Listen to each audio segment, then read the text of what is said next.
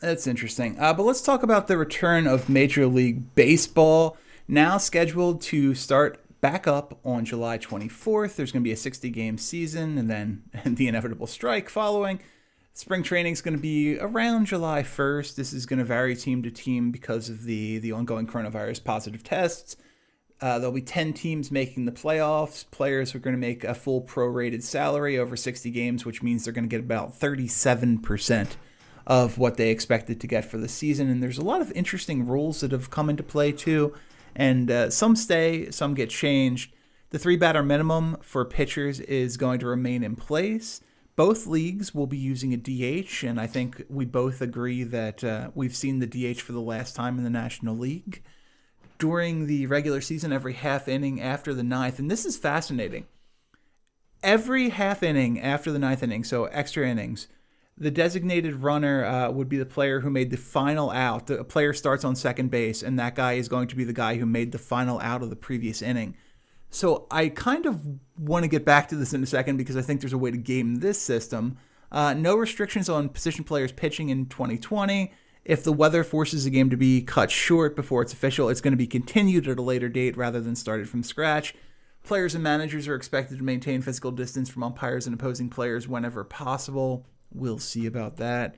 And pitchers are going to be permitted to carry a small wet rag in their back pocket to be used for moisture in lieu of licking their fingers.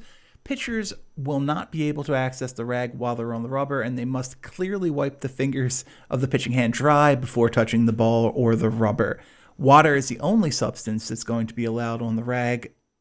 We'll see how this goes. But I want to get back to that half inning thing. So basically, runner's going to start on second base every half inning in extra innings. If you've got a reliever who you really trust, and you're in a situation, let's say it's the Phillies. Let's say, they have 2 outs in the ninth. They've got, their best reliever is warmed up. He's going to pitch the 10th. Do you consider pinch hitting a guy like Roman Quinn, have him make the out intentionally, and then Roman Quinn starts on second base in extra innings? I mean, there's definitely strategy involved with something like that. I mean, if it lines up, why not try to play the odds in that situation? But can I tell you how much I hate this rule? Tell me why. I just think it's this is not baseball. Like, that's not baseball. That is some sort of weird gimmick where you're like, people are going to watch because potentially if we go to extra innings, we're going to have somebody on second. Like, what? What are we doing? Well, you're saying potentially there would be a score. And that's the problem with baseball. Right. Well, sure. But like you're literally gimmicking up a game for what reason exactly? Because you don't want a game to go into the 15th or 17th inning. First of all, I think a lot of people, if you ever sort of keep your eyes on Twitter in fan bases when games do go that route, there are a certain percentage of people that actually enjoy that. Now, of course, there are people that are on the other side, but there are things that happen in these types of games that go in the 16th, 17th, 19th inning, like things like that, that you get highlights from. Like, I remember Vince Velasquez throwing out a runner at home from right field, like in an extra innings game. Like, these are things like what? Roy Oswalt had to play right field in a game once for the Phillies. I believe it was left field, Gregory, and I was in attendance. I'm sorry. It is my single greatest baseball memory, and he made the first out on the ball that was hit to him, and he cleanly fielded the second ball. Yes, it was left field for both guys. I said right field; it's left field for both guys in those situations. But like, that's part of the like what baseball is, the charm of baseball, those types of things. To insert a basically fabricated person into the game, strategy or not, because you know what you said, teams are going to do that. If they see a guy, especially in the analytical world that baseball now lives in, and they see a guy like Roman Quinn who has such significant speed, it's like, dude, just bunt. Like, bunt or strike out on purpose. Do whatever that you can do to get out so we can get you on second base to start the bottom half of the next inning. And exactly right. Then you're going to bunt and give up that first run in extra innings to get Quinn to third with 1 out. Of course, you're legitimately like, you're taking it from this skill-based game to some sort of weird like chess game of, all right, well, our fastest guy's up third in the inning. or up fourth in the inning. So we're gonna need somebody to walk or get on base, and then he's gonna ground into a double play on purpose. Like what? If he's even What? in the game, because he can also Yeah. just come in and pinch hit.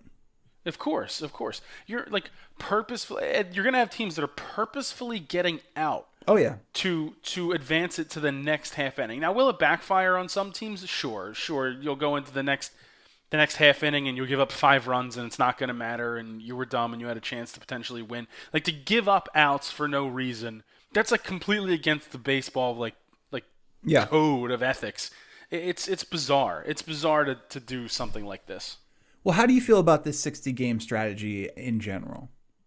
I mean, would I have preferred more games? Absolutely, but I think it's really going to put managers to work in a lot of these situations. Like legitimate managing is going to have to happen with whether it's pitching rotations, whether it's how you use guys in the field, off days if there is any. It's going to be really tough. It's a condensed schedule. I don't know, with a bunch of guys who haven't really been like practicing. I'm sure. I mean, obviously, guys are hitting. I'm sure they're hitting in cages. I'm sure they're out there getting their reps and doing regular workouts and things like that. But from the practice to the actual game perspective, it's going to take a while for teams to really get moving, and you almost can't afford a slow start No.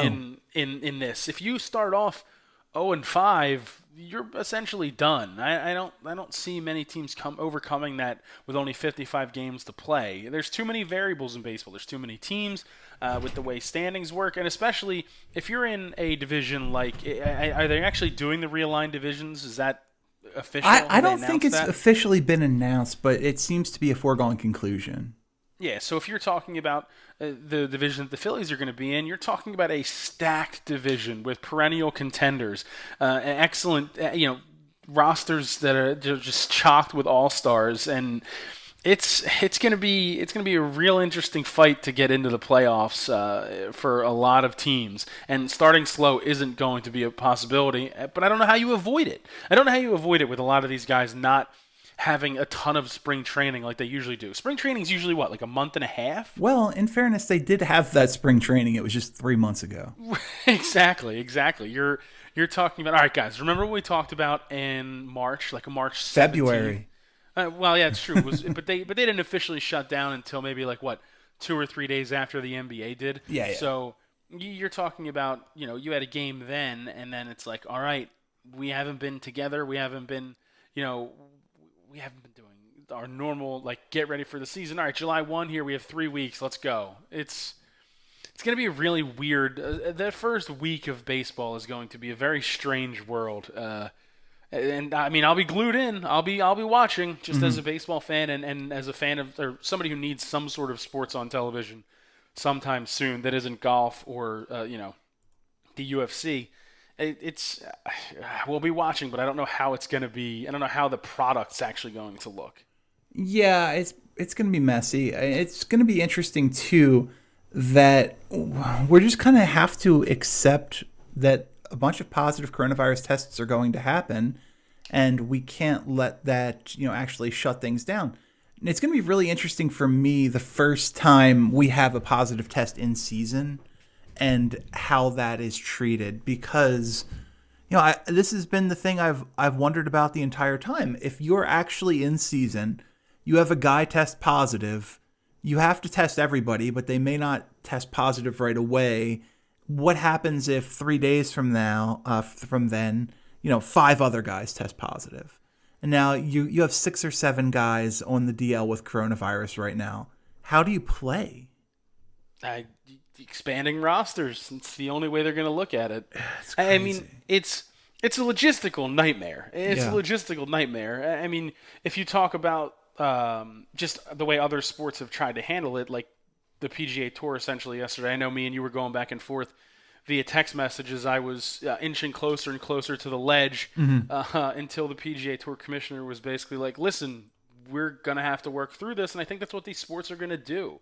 And I know to a lot of people that is not the right answer. It's you aren't taking things seriously. You aren't, this and this. And it's part of that's definitely true. But there's also a part where it's like, guys, there is like I guess from a safety perspective, we're doing everything we can. People are going to get this regardless. You've seen tons of people get it from a athlete standpoint without even being in team facilities, without being anywhere. You're not Novak Djokovic who's throwing tennis tournaments, fully attended tennis tournaments.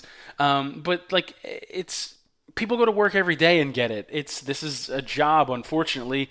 It's just kind of how it works. I don't know, and it sounds insensitive, but that's the way these leagues are looking at it. It's not really necessarily my opinion, but that's the way the owners. If it were up to the owners, they wouldn't have played at all. If we're being perfectly honest, right? Like that's Agreed. sort of the consensus. Yeah. But now that they're going to do something, I think that they're essentially looking at it as we're going to keep this as safe as possible, and if we're just going to have to not play it by ear, but game plan the best we can for if the scenario that you said actually comes up.